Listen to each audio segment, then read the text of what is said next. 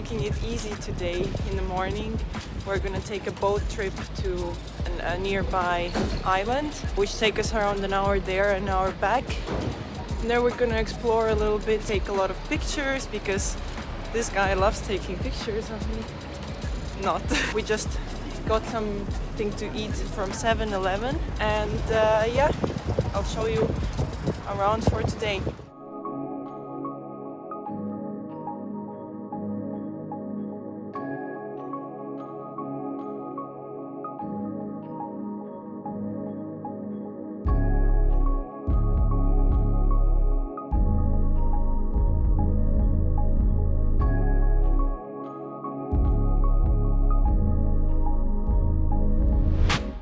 Question. What are you waiting for? I'm waiting for my favorite room, the toilet. What didn't we take today?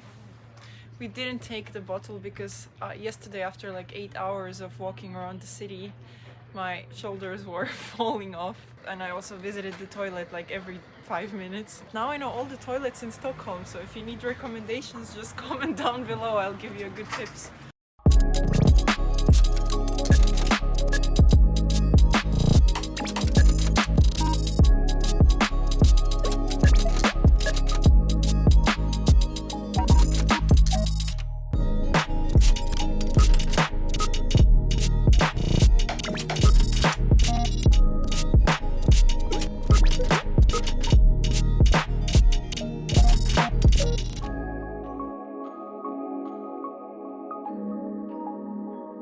Yesterday the vlog kind of ended up a little bit abruptly. We, after visiting the island, went to eat in meatballs for the people, and then we went to visit a friend of mine. We had a really nice dinner with them and just enjoyed our time, so that's why there was not much filming done. 3 hours later. Today we have a museum day. And our first stop is the Spirits Museum. Supposedly there's a lot of exhibitions about different liquors, of course a lot from Sweden, but also all over the world.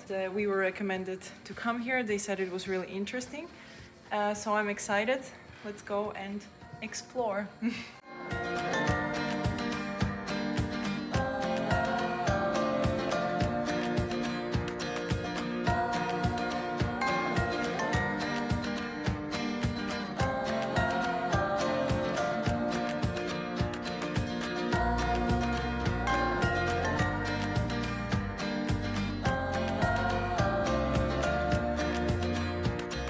Bourbon from Kentucky. This one works of it. Rum agricole. I don't like the smell of alcohol in anything. Tequila. Wow, this one is really horrible. Not a fan. What did you think of the museum?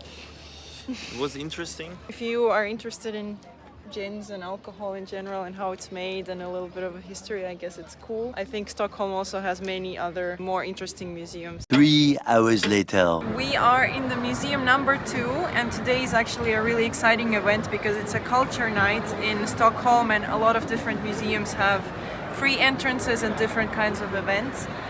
But we chose to come to Vasa Musem, which is about the Vasa ship, which was built for the Swedish king in the 17th century, and after 20 minutes on water it actually sank, and people were not able to take it out of the water, and it stayed there until 1961, I think they said, and the ship was totally forgotten. And yeah, in 1961 they started or around that time they started to search for it because someone remembered it, and they found it not far from Stockholm, actually very close to the center. And they were able to take it out in one piece. They were able to excavate it, put it in the museum. You know, they did a lot of preservation works, etc. And they built this museum specifically for this. Nowadays the ship is of course darker than it was originally. It was built from oak tree, and it also had a lot of colorful paintings, and yeah, it was way more colorful and brighter as it is now.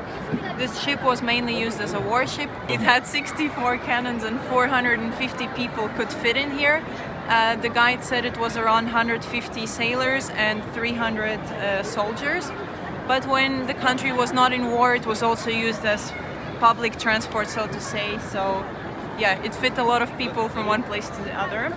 The museum itself is huge. You can also see, like, besides seeing this main part, of course, there are many exhibitions and stories. There is a documentary. So I think now I will go and explore it with my friends. And if you're ever in Stockholm, it is definitely worth visiting. It is one of the biggest sightseeing spots here. Later. We have obviously left the museum, and as our last culture night stop we are going to Ice Bar, where everything is made out of ice and it's -5 degrees Celsius. By the entrance, one drink is included and you stay around 45 minutes. I mean, it's not a place to stay for the whole night, but it's a fun experience, so we're gonna check it out.